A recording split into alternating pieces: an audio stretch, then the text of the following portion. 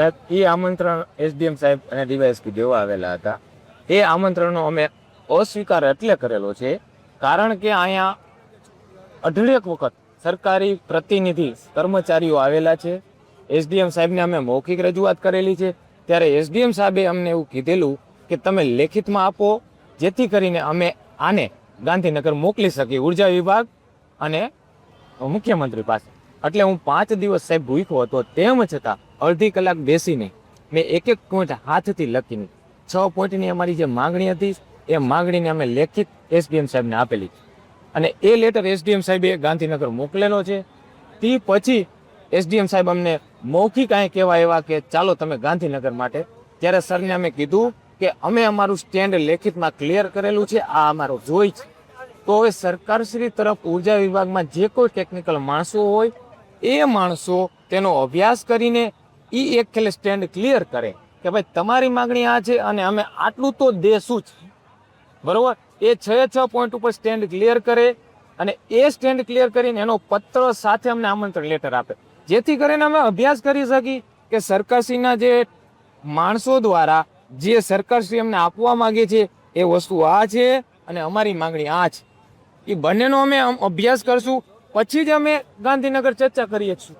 તે પહેલાં તમે કઈ રીતે કરી શકીએ? અત્યારે આ લેટરમાં ખાલી જે અમને એસડીએમ સાહેબ દેવા આવ્યા હતા આમંત્રણ, એમાં તો ખાલી એટલું લખેલું છે કે સરકારશ્રી પોઝિટિવ છે, તમે આવો. પણ પોઝિટિવમાં તો વારી વખતે જ્યારે આ ટ્રાન્સમિશન લાઈન મુદ્દો જેત પર 1 મહિનાનો નથી, આ 1 થી 1.5 વર્ષનો મુદ્દો જૂનો છે.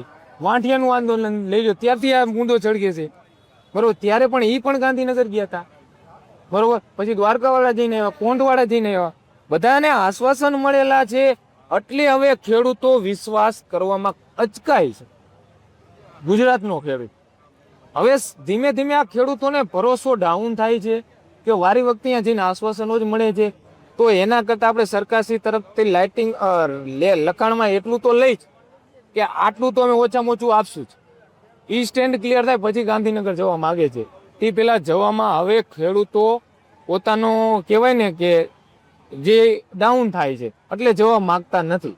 સંવાદ વગર અશક્ય છે. તો વાંઠિયામાં આંદોલન કેવું ઉગ્ર હતું, એને સંવાદ કરેલો છે કે નહીં ગાંધીનગર? તો ત્યારે પરિપત્ર આવ્યો તો જેતપરનું આંદોલન જ ના થાત કે કોંઢુનું આંદોલન જ ના થાત.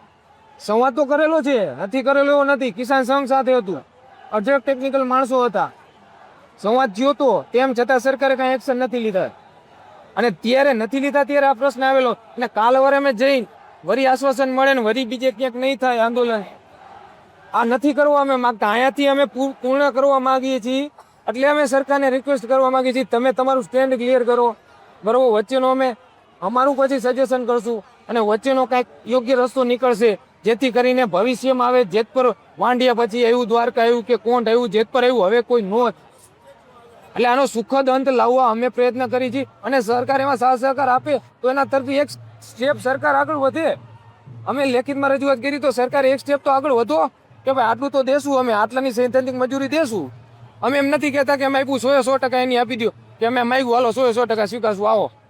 પણ તમારા ટેકનિકલ માણસો બેરીને એક સ્ટેન્ડ ક્લિયર કરો કે ભાઈ તમારી માંગણી આ ભાઈ ઊંચી છે તો તમે સ્ટેન્ડ ક્લિયર કરો, આટલું તો અમે દેશું. એ દેશે એટલે અમે જાશું.